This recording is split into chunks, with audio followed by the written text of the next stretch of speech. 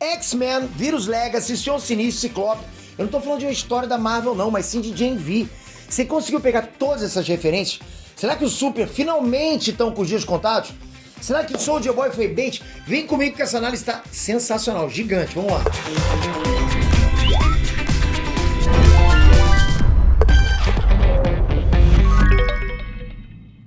Inextrantes, Peter aqui! Só lembrando que tá chegando os últimos dias para garantir tua vaga para aprender a fazer um negócio aí na tua casa. Passo a passo, eu vou dar vários modelos de negócio. Você vai entender a quantidade de coisas que você pode fazer na tua casa agora, com o que você tem, e começar a ganhar dinheiro. Mas não é começar a ganhar dinheiro e ficar com esse dinheiro, é ir aumentando, escalando o teu negócio. Você vai transformar esse negócio que eu vou te passar numa escala, num business, numa empresa.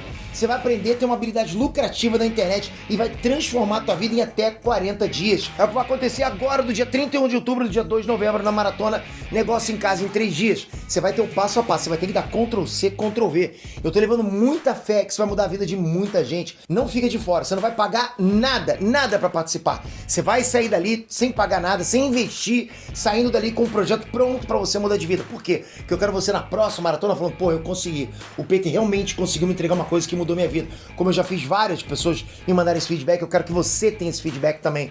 E isso alimenta demais a gente. Toca aqui embaixo, participa, é de graça. Vai acontecer dia 31, não fica de fora. Já tô enviando, inclusive, conteúdo gratuito dentro dos grupos, ok? Tô te esperando lá. Bom, galera, o episódio foi de flashbacks e revelações, né? Vamos combinar. Mas de longe, o episódio mais importante da série até agora, e com mais referências ao mundo dos super-heróis, com certeza. Teve muita informação pra gente, né? Então se prepara que a gente vai conferir cada referência de super-herói, cada trauma adolescente e conspiração da floresta também que esse episódio trouxe. O que a gente tá vendo agora em Gen V é o lado dos supers, né? Em The Boys a gente tem a perspectiva dos humanos comuns, sabe? Aqueles humanos que sofrem com o abuso dos super-humanos, não é isso? Em Gen V é o contrário. A gente tá vendo que os supers também são vítimas de pessoas normais. Começando desde lá atrás com os próprios pais que usam composto V nos filhos sem dar escolha nenhuma pra eles. E isso traz uma das maiores discussões das HQs de The Boys, onde o Huey acredita que nem todos os supers são do mal, enquanto pro Butcher, né, todo super não vale nada e tem que ir dessa pra melhor. O Butcher acha que super bom é super morto, né? Então presta atenção nessa questão, porque a gente vai voltar com ela até o final desse episódio aqui. Mas antes disso, bora por parte aqui, ok? Esse episódio foi um episódio de revelações, não só sobre a floresta, mas também sobre os alunos da Godok. Depois que a Kate se esforçou, né, pra devolver a memória de todo mundo ali, a gente viu a Grilinha indo atrás do Sam. A gente já vai falar sobre isso, inclusive, tá? E o resto do pessoal ficou na casa do Dusty. Só que o esforço da Kate custou caro pra ela. Ela começou a ter convulsões e a perder o pulso. Aqui, mais uma vez, a Marie mostrou que o poder dela é extremamente útil. Ela foi capaz de devolver a frequência cardíaca da Kate. Cara, poder de cura. Você percebe que tá aumentando o leque de poderes dela? Outro dia eu vi um comentário aqui nos vídeos dizendo, o poder dessa Marie é ridículo, não faz nada. Rapaz, eu quase te respondi, mas tô respondendo agora em vídeo. Porra, poder de controlar o sangue não é nada demais? Mas esse poder de controlar sangue coletivo, o poder dela tá aumentando, cara. Ela tem um poder absurdo, isso é overpower pra mim, é como se fosse um mutante ômega. É como se fosse, não, é um mutante ômega, ok? E se a gente parar pra pensar, a Marie pode fazer o inverso com a frequência cardíaca de alguém. Concorda comigo? Se ela acelerou, ela pode diminuir. Claro que ainda é tudo muito novo, a própria Marie hesitou em fazer isso no começo, porque ela tá aprendendo, não sabe se ela consegue. Mas mesmo assim, aquela ideia de causar danos no corpo de outro super, é possível. O que faz da Marie uma ameaça em potencial ao Homelander. Então não vem dizer, o poder dela é ridículo. Não, ela é casca grossa pra caramba. Um detalhe importante aqui, e curioso também, é a crítica feita pela Marie, que achou que o Jordan sabia primeiro socorro. E galera, faz sentido uma faculdade de super-heróis ter uma matéria que ensine primeiro socorro, concorda comigo? Mas a Godok não tem. Eles estão mais preocupados em ensinar os alunos a mexer nas redes sociais e ter engajamento na internet. É tipo, só tio aquilo, só dinheiro. Não, realmente ninguém pensa pro bem. Enfim, né? Por falar na Kate, depois que a crise passou, eles deixaram ela no sofá. Nessa cena, inclusive, deu pra ver o Andrew revoltado com a Kate, né? Como se ela fosse realmente um monstro. Porque o que ela fez pra eles é digno de achar isso mesmo. Mas a gente viu realmente aqui que todo mundo tem um trauma ligado ao Luke. Então o Andrew não é também um santo, concorda? A própria Kate, se para pensar, ela foi bem manipulada, vai chegar lá. Bom, e é nesse momento aí, quando eles colocam ela no sofá, que a Kate mostra como ela é realmente poderosa. Sem nem ao menos tocar nos outros, ela foi capaz de colocar todo mundo numa espécie de genjutsu, né? E quando eu falo que é como se fosse um genjutsu, é porque as vítimas do poder da Kate nem ao menos conseguiram perceber, assim, de rápido, de imediato, o que tinha acontecido. E talvez tenha sido isso que ela fez lá na primeira luta contra o Sam na equipe, né? Porque não dava tempo pra ela tocar todos eles ao mesmo tempo. Vocês lembram que eu falei que no meio da luta a Kate sumiu? Agora compara com esse episódio. A Kate teleportou na frente deles, coisa que não aconteceu no mundo físico. Mas pra eles, é como se ela de fato tivesse teleportado. Eles só foram se dar conta que tinha algo estranho quando o Dusty apontou pra parede da casa que estava sendo desconstruída, né? Tinha alguma coisa estranha ali de bar, né? Por isso que é bem provável que a Kate foi capaz de manipular a mente de todo mundo, menos a do Sam, sem tocar em nenhum deles, né? Na luta lá no episódio 4. E essa quebra de realidade que o Dusty percebe com a parede desmontando, né? Que tá acontecendo dentro da cabeça deles, combina muito com o nome do episódio, que é Jumanji. Não é a primeira vez que o filme Jumanji é citado em Gen-V. A primeira vez foi quando a Kate fez o Rufus se bater com um taco de beisebol e gritar Jumanji a cada uma hora. Lembra? Teve essa referência. E o bacana é que no filme do Jumanji, de 95, o personagem principal, Alan, interpretado pelo Robin Williams, passou a vida toda fugindo de um caçador chamado Van Pelt. E a relação dos dois era meio que uma metáfora para os problemas mal resolvidos que o Alan tinha com o pai dele na vida real. Tanto que o ator Jonathan Hyde interpretou o pai do Alan e o Van Pelt no mesmo filme. Além, é claro, dos outros personagens que também tinham que lidar com medos conforme o jogo ia rolando. E onde que eu quero chegar com isso? Bom, além da loucura, que foi essa viagem mental compartilhada, cheia de aleatoriedades igual o filme do Jumanji mesmo, o ponto-chave desse episódio também era traumas e relações mal resolvidas surgindo em forma de metáforas. A culpa de todos foi exposta ali, né? Começando pela Kate, que leva todo mundo ali para o momento mais terrível da vida dela, que foi quando ela fez o irmão se perder. E essa cena é uma surpresa, porque aqui aparece o Soldier Boy, que já vinha sendo cotado para aparecer nesse episódio, né? Já tinha dado uma... Estava rolando esse rumor. Eu realmente tinha ficado na dúvida como é que eles iam usar o Soldier Boy. Porque, pô, em The Boys ele foi anunciado como um espião russo infiltrado. E aí que tá a sacada, porque o Soldier Boy do episódio é a versão fantasiada que a Kate tinha dele. Então provavelmente é o Soldier Boy dos filmes que a Kate assistia. Como, por exemplo, o Red Thunder. Então ele fica pé da vida quando chamam ele de agente russo. Até porque no filme Red Thunder, por exemplo, o Soldier Boy ele luta contra a invasão soviética no Afeganistão. Então, pra aquela versão ser chamada de agente russo é uma ofensa. E o legal é que quando ele aparece, galera, troca uma trilha sonora muito boa, né? Que lembra muito a música tema do Capitão América no Sam. Escuta só. Mas o que é que vocês estão fazendo aqui? Que é isso? Soldier Boy? O que você tá fazendo aqui? Sou amigo imaginário da Kate de quando ela era criança. Aquele cara, beleza, pode não ser o Soldier Boy verdadeiro, né? Até porque o Soldier Boy é um vilão atualmente, por isso que não faz sentido ele aparecer na Godok. Mas mesmo assim foi maneiro pra caramba ver um super de The Boys contrastando com os garotos lá de Godok. Jensen Ackles mandou bem pra caramba, né? Como sempre, tipo, rouba a cena. Esse cara todo mundo gosta, né? Seguindo o fio agora, galera. Bom, o episódio mostra o passado da Kate até o momento que ela é chamada pra ir pra Godok. Ou seja, toda essa trajetória, todo esse gap de tempo. A mãe dela deixou ela aprisionada durante 9 anos, isolada do resto das pessoas, e eu não preciso nem dizer o quanto isso foi traumatizante, né? Ou seja, esse foi o grande trauma pra Kate. Dá pra ver no quadro da Kate que ela era fã de super-heróis. Tem um pôster de um filme da Condessa Carmesim chamado Whiskey Sunrise, colado na porta. Em outra parede, né, tem outro pôster do que parece ser um filme de comédia romântica do Soldier Boy e da Condessa Carmesim. E além desse, tem o pôster principal que provavelmente é a inspiração da Kate, o pôster da Rainha Maeve. E aí foi revelado nesse episódio que a Kate queria ser uma super-heroína, né? O Tek Knight tinha falado disso já, e agora faz todo sentido. A Kate mudou de escola dentro da universidade para poder ficar mais perto do Luke. E por que ela fez isso? Porque a Kate é completamente manipulada pela Sherry. Imagina uma criança crescer presa dentro do próprio quarto lá, sem o amor da família, e com a culpa de ter feito o irmão desaparecer. E aí, de repente, chega uma mulher dizendo que ela não tem culpa, sabe? Mostrando que não tem medo dos poderes da Kate, abraçando ela. Imagina. Isso é um alívio absurdo, né? Completamente compreensível a Kate ser manipulada no contexto que ela viveu. Ela veio totalmente aprisionada, se sentindo culpada, de repente surgiu um alívio ali pra ela. E logo no primeiro encontro, a Indira chegou com um potinho cheio de remédios pra fazer as vozes na cabeça da Kate sumirem. Vamos lá. De cara dá pra imaginar que é o composto V.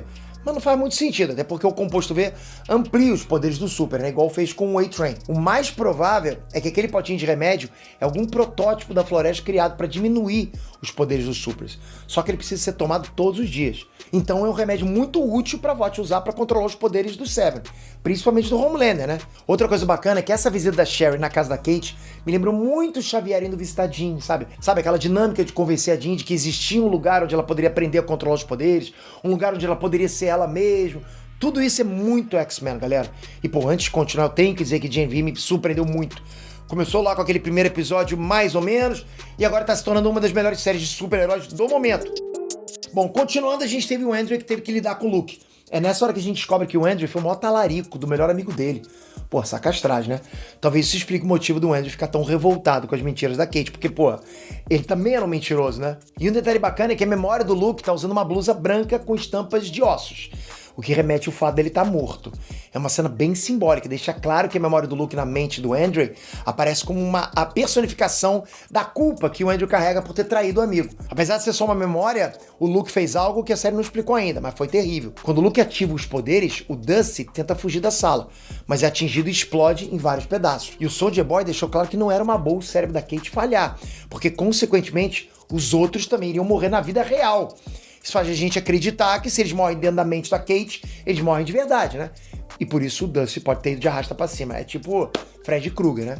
Morreu no sonho e morre na vida real. Faz sentido, não faz? Pelo menos pra mim faz sentido. Eu só não entendi porque ninguém comentou ali, depois que se desprenderam daquela ligação mental com a Kate. Porra, ninguém percebeu o Dusty ali, que tava faltando ele ali? E como a gente não vai falar do Dusty, né, com frequência ao longo da série, eu vou deixar só uma curiosidade da casa dele que eu percebi. Com certeza vocês também devem ter percebido que tem um pôster com a Starlight, Maeve e Tempesta na parede lá, escrito Girls Get It Done.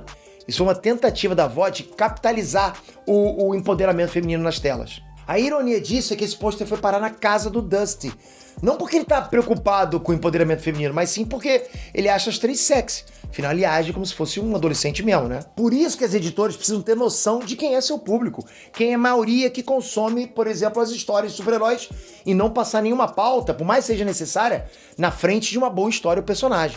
E Gen V faz isso com maestria. Pelo menos até agora, sabe? Onde a história é o ponto principal. A história é o ponto principal. As outras pautas são bem trabalhadas, sem ser forçada, sem ser exagerada. Olha que bacana. Agora, voltando pra dentro da cabeça da Kate, a gente viu que o Jordan Lee também tem culpa pelo que aconteceu com o Luke. Foi ludibriado pelo Brink e acreditou que estava fazendo algo bom.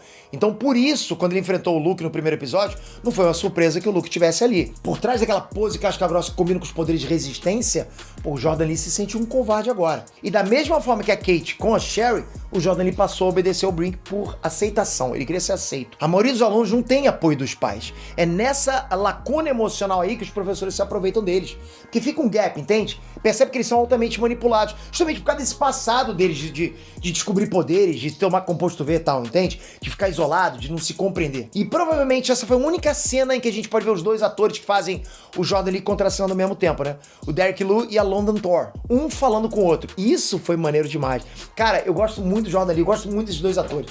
Assim, eu não sei dizer, acho que foi a vibe da própria série, passou isso pra gente. O Jordan Lee é um personagem que a gente gosta, né? E a Grilinha também, eu gosto do Jordan Lee e da Grilinha, pra caramba. Bom, o detalhe bacana é o colar que ele usa, né? O Jordan Lee. Uma parte de metal e correntes e a outra de pérolas. Dá pra ver que a parte de pérola aparece com mais ênfase quando mostra a versão feminina do Jordan Lee e quase não aparece quando é a versão masculina. Sacaram essa? E ainda na mesma cena, na versão dublada, tem um ponto interessante, onde o Brink fala que o Luke pode ter a força do Homelander. Olha isso! Mas o que é dito aqui é que ele tem o potencial para ter a força do Homelander, né? E de fato o objetivo deles era criar um novo Homelander que seja controlado. Até porque pra VOT os supers são produtos, né? E não faz sentido serem tão rebeldes assim. Seria péssimo pra VOT. Por isso que existe a floresta. Pra quê? Pra estudar os supers e criar meios de controlar esses caras, esses super-heróis. O que faz sentido, né? A VOT é uma empresa. Eles não podem deixar o produto principal deles ficarem fora de controle. Os Seven são a tragédia quanto a isso. Vocês percebem o que acontece com o Seven. Eles criaram monstrinhos ali, né? E esse plano de transformar o Luke num novo Homelander, sabe, num novo herói poderoso, foi mostrado com mais detalhes quando chegou nas lembranças da Kate lá na floresta. Além de revelar que a Kate apagava a cabeça do Luke várias e várias vezes, o episódio mostrou que o Dr. Cardoso usava o sangue do Sam para deixar o Luke mais poderoso. E é engraçado como essa relação lembra também os X-Men, né? Com certeza não é só coincidência. Teve inspiração. Nas HQs dos X-Men, o vilão, o Senhor Sinistro, se passou por Michael Milbury, que é diretor de um orfanato onde viviam o Scott e o Alex Summers, né? O Ciclope e o Destruto, eles são irmãos, né? O Sinistro facilita a adoção do Alex, separa os irmãos e em seguida passa a estudar o Scott. E olha só que maneiro, da mesma forma que a Kate ficava o tempo todo do lado do Luke, sabe, sendo amiga dele, além de namorada, o Sinistro também se passava por um menino chamado Nathan, pra ficar ao lado do Scott, como se fosse o melhor amigo dele. E não para por aí, porque o Sinistro continuou estudando os Summers, os dois irmãos. Foi atrás do Alex e no futuro fez ainda pior. Ele criou um clone da Jean Grey chamada Madeline Pryor. Ele convenceu ela a afastar o Ciclope dos X-Men e acabou tendo um filho com ele, o Cable. Me disse essa manipulação com o Summers, não lembro o que acontece com o Luke e com o Sam. A Kate o tempo todo afastava o Luke da verdade. E ela também servia como amiga ao mesmo tempo, né? E a Floresta estuda os irmãos pra deixar o Luke mais forte, que basicamente é o que o Sinistro queria. Criar uma raça de mutantes nobres e poderosos. E essa ligação com o Samus não para por aí, ok? Tem mais uma referência muito importante sobre os X-Men. Só que antes, cara, eu não posso deixar de comentar sobre a relação da Grilinha e do Sam. Os dois deram pega lá, né, no Stardust, né? No drive-in da Stardust. Antes da pegação, dá pra ver alguns posters ali, como Polaridade Área 51, que é uma série de filmes feita pelo pai do Andrew, e que foi comentada inclusive pelo Andrew no episódio 4, quando ele tava lá deitado na cama com a Kate. Além do pôster, tem também uma máquina de pegar bichinhas com a temática do Polaridade. E pô, o problema do Sam com o fantoche afeta até na hora H. Galera, pô, fala sério, imagina, tu tá na hora H, tu vê aquilo lá, pô, tu parece a Peppa Pig na tua frente. Complicado, né? Teve uma época aqui que eu também ficava vendo fantoche por todo lado, né? Mas, bom, acho que não sei, só quem me acompanha no Peter aqui sabe. Aliás, voltei com o canal Peter aqui. Voltei ontem. Já vou avisar vocês, vou nem fazer jabá. Bom, já fiz. Enfim, a cena do H entre o Sam e a Grilinha fez uma referência muito boa pro filme do Titanic, né? Quando a Rose coloca a mão no vidro do carro, todo embaçado. O legal é que aqui foi a mão do fantoche. Maneiro demais. Ai, tudo ali foi bem pensado. Até a música que toca de fundo tem relação com a cena. A música é Don't Delete the Kisses, da banda Wolf Alice, que além do título óbvio que diz não delete, não apague os beijos, que faz referência ao fato da Grilinha ter esquecido do Sam por um tempo, né, e lembrar dele depois, tem também a letra da música que fala sobre as dúvidas, sobre o sentimento que um sente pelo outro, inclusive a timidez do Sam. Bom, voltando pra mente da Kate compartilhada, a gente tem o passado da Marie, que mostra a culpa que ela sente e o desejo de recuperar o amor da irmã. Esse flashback da Marie mostrou que o episódio não era só sobre a culpa quanto ao Luke, onde todos os outros tinham uma parcela de culpa, entende? Mas também sobre a culpa e os medos de cada um. A gente viu os traumas, acompanhou os traumas pelas perspectivas de cada um. Depois disso, eles acordam e dão de cara com quem? Com Sam. Exato. Aí a porrada come solta mais uma vez, só que ficou claro que dessa vez eles não iam vencer. A Kate tá fraca, usou muitos poderes. E provavelmente ele teria matado a Kate se não fosse a Emma. Mas tudo acabou em pizza e ficou claro que a Kate fez tudo o que fez por culpa da Sherry. Galera, não tem como achar que a Kate é vilã. Não dá. A Kate foi claramente manipulada, tem uma vida totalmente traumática. Pô, tô torcendo muito pra que todo mundo aceite a Kate de novo, né? E isso, inclusive, é um ponto interessante, essa coisa dela ser manipulada. Porque a Sherry, ela manda chuva de tudo. E não só isso, o Sam revela que a Sherry odeia super-humanos. E isso muda tudo, todo o conceito que a gente tem. Que nesse episódio foi mostrado como é que funciona o vírus criado pelo Dr. Cadossa, né? Ele afeta os poderes dos supers e deixa eles doentes. Bem diferente do composto V alterado das HQs, né? Mas com o mesmo propósito, que é controlar os supers. Entra no DNA, só do super se conecta, né? Só que pra Sherry não era o suficiente. Ela queria que fosse mais violento. Então o Dr. Cadossa foi lá e deixou mais violentos efeitos do vírus. Só que não satisfeita, a Sherry ainda queria que fosse algo contagioso. Ok, até entendo que a VOT queria controlar os supers e um vírus desse pode ser uma baita arma, uma arma incrível. Mas aquele sorriso na cara da Sherry, quando ela viu aquela garota morta lá e aquela vontade de tornar o vírus contagioso, com certeza vai na contramão da VOT. O fato dela odiar os supers, como o Sam falou, talvez tenha relação com algum trauma que a Sherry teve na vida com algum super. Trauma grande. E talvez ela tenha dedicado a vida inteira dela pra fazer parte da Goldoke e aí se vingar do super de dentro pra fora. Porque ela sabia que lá dentro ela podia ter acesso a informações dos supers pra poder criar alguma coisa, né? Pra algum plano. Não é só o Butcher que odeia supers. Isso é fato até nos quadrinhos, ok? Mas se dedicar igual ao Butcher pra acabar com todos os supers não é pra qualquer um. Então assim, é preciso olhar pros super-humanos como se eles não fossem humanos. Esse olhar que o Butcher tem e esse olhar que eu vi nos olhos da Sherry nesse episódio. Cara, ela tava com um olhar, assim, de crueldade, percebe? Então bora de teoria aqui, ok? A Indira Sherry provavelmente quer matar todos os supers. E ela é a grande vilã da história. Só que é claro que a VOT não vai gostar disso. Então o fim dessa história pode ser bem parecido com os G-Men nos quadrinhos, que serve de inspiração para Gen V. O que vai acontecer? A VOT vai enviar uma equipe para acabar com a Sherry quando ela descobrir, né, os supostos planos dela, né? Quando a VOT descobrir o que a Sherry tá planejando. E aí, com isso, eles acabam destruindo a floresta e a Sherry ao mesmo tempo. A VOT limpa a própria sujeira. Eles não querem que nada interfira nos lucros deles e o segredo da floresta foi longe demais, entende? Na visão da VOT. Ok, pode ser que a série tome um rumo completamente diferente, mas com Soldier Boy preso, o Black Noir morto, o Butcher não tem condições de derrotar o Homelander, né? Mesmo usando o V24 para ter poderes. Então, a Sherry pode não sobreviver aos próximos episódios, mas isso não impede que o vírus seja reaproveitado em The Boys. Então, assim, da mesma forma que o Butcher sequestrou o Vogan Ball nos quadrinhos para produzir o composto V em larga escala, alterado lá, para matar os Supers, é bem provável, é bem possível que ele faça isso com o Dr. Cardosa. E voltando aos X-Men, né, o vírus que é capaz de matar Supers se parece muito com o vírus Legacy, que é um vírus trazido do futuro pelo clone do Cable, né, chamado Conflito. Galera, esse vírus Legacy num humano não causa efeito nenhum, mas quando encontra, né, quando se conecta com o fator X no corpo mutante, ele entra em ação, fazendo com que a vítima fique completamente incapaz de gerar células saudáveis, levando o mutante à morte. É basicamente isso que faz o vírus do Dr. Cardosa, né? Se conecta com o DNA do Super, DNA de Super, do composto V.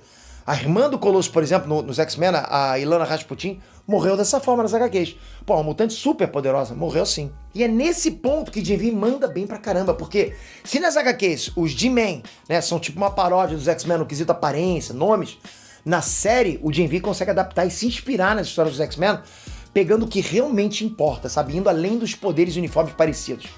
Conseguindo trazer a essência das histórias e da relação entre os alunos. Algo que a Marvel, às vezes, peca em fazer. A própria Marvel não consegue se inspirar nos próprios quadrinhos, como The Boys está fazendo, como o Jim V tá fazendo. Galera, tá chegando o dia 31, não fica de fora dessa maratona, vão ser 3 lives com muito conteúdo para você Ctrl+C, Ctrl+V em processo para montar o teu negócio na tua casa. Já vai estar pronto, tudo para você copiar e fazer dinheiro na tua casa. Ou seja, nosso plano é fazer você ganhar dinheiro em até 40 dias, de R$500 a R$3.000, e esse negócio ir escalando para você chegar no ano que vem já com R$10.000 por mês. Você vai escolher o melhor negócio para você, então toca aqui e cai dentro, tô esperando você lá no grupo. Agora me diz vocês, curtiram esse episódio? Comentem! E toca aqui agora, se inscreve no canal, ativa o sininho, vídeo grande, hein? Porra, vou te falar, hein, galera? Tamo junto pra caramba, espero vocês no próximo vídeo já com o sininho, hein? Tem muita coisa essa semana sobre Jim V e sobre The Boys. Valeu, galera. Fui!